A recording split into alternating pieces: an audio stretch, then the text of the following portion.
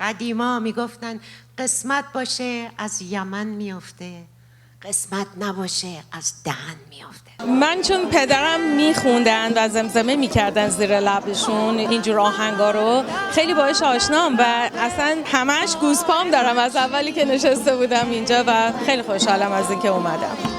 کیه کیه در میزنه، من دلم میلرزه، آی درا با لنگر میزنه، من دلم میلرزه.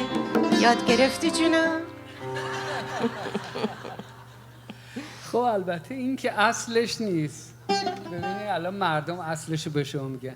اقرب زلف کجت با قمر قرین